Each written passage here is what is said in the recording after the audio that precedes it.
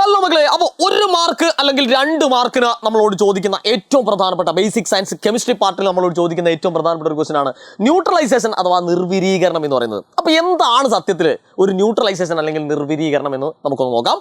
ഒന്നുമില്ല മക്കളെ, അതായത് ഒരു ആസിഡ് ശ്രദ്ധിച്ചോണേ, ഒരു ആസിഡ് ഒരു ബേസുമായിട്ട് ചേരുന്ന സമയത്ത് എന്തൊക്കെ ഉണ്ടാവുക എന്നറിയോ? സാൾട്ട് ഉണ്ടാകും, അതേപോലെ തന്നെ ജലവും ഉണ്ടാവും അല്ലേ? ഇപ്പം മലയാളത്തിൽ എഴുതണമല്ലോ, പിടിച്ചോ. ഒരു ആസിഡ് ശ്രദ്ധിച്ചോണേ, ഒരു ആസിഡ് ആരുമായിട്ട് ചേരുന്നു മക്കളെ? ബേസുമായിട്ട് ചേരുന്ന സമയത്ത് അവിടെ എന്തുണ്ടാകുന്നു? ലവണം ഉണ്ടാകുന്നു, അതേപോലെ തന്നെ ജലവും ഉണ്ടാകുന്നു. ഓക്കെ, അപ്പൊ ഇതിനെയാണ് ഒരു ആസിഡും ബേസും കൂടി ഇങ്ങനെ ചേരുന്നതിനെയാണ് നമ്മൾ എന്ത് പറയാ? ന്യൂട്രലൈസേഷൻ അല്ലെങ്കിൽ നിർവിരീകരണം എന്ന് പറയുന്നത്. മനസ്സിലാക്കി വെക്കുക, ഒരു ആസിഡ് ഒരു ബേസുമായിട്ട് ചേർന്നിട്ടുണ്ടെങ്കിൽ അത് ന്യൂട്രലൈസേഷൻ ആണ്. ഓക്കെ, അപ്പം നമുക്ക് അത് എക്സാമ്പിൾസിലൂടെ നമുക്കൊന്ന് എന്ത് ചെയ്യാം, ഒന്ന് വിശദമാക്കി പറയാം. ഇപ്പം നമ്മളൊരു ആസിഡ് എടുത്തു, ഇപ്പോൾ ഹൈഡ്രോക്ലോറിക് ആസിഡ്, ഏത് ആസിഡ് ആയിക്കോട്ടെ, ഇവിടെ നമ്മൾ എടുത്തു ആരെ? Hydrochloric acid.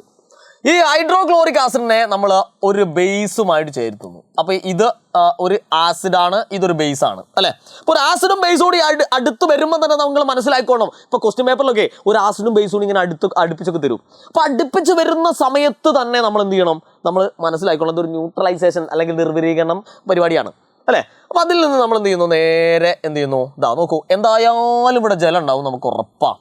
H2O അതാ, ഇവിടെയുള്ള എച്ചും ഇവിടെയുള്ള OH കൂടി ചേർന്നിട്ട് H2 ഉണ്ടായി.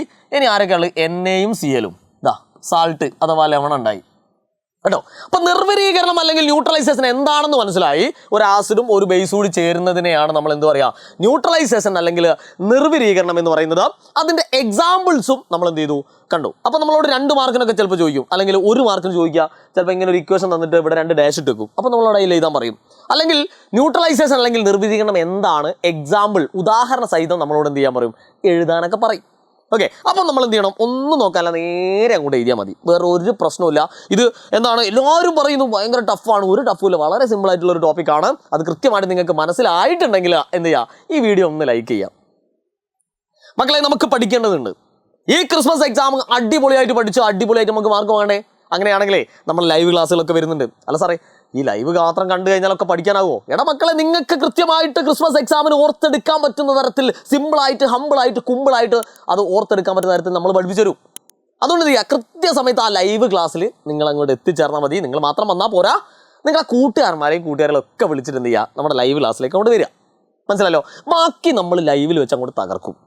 ഓക്കെ, അപ്പോൾ മറക്കരുത്, വീഡിയോ ഇഷ്ടപ്പെട്ടെങ്കിൽ ഒന്ന് ലൈക്ക് ചെയ്യുക, അതേപോലെ തന്നെ ഷെയർ ചെയ്യുക. അതേപോലെ തന്നെ ലൈവിൻ്റെ ലിങ്ക് ഒന്ന് എന്ത് ചെയ്യുക? നിങ്ങളെ സ്റ്റാറ്റസ് ഒക്കെ ഇട്ടിട്ട് എല്ലാവരെയൊക്കെ ഒന്ന് അറിയിക്കാം. ഓക്കെ, അപ്പോൾ നമുക്ക് ലൈവിൽ വെച്ച് കാണാം. Good bye.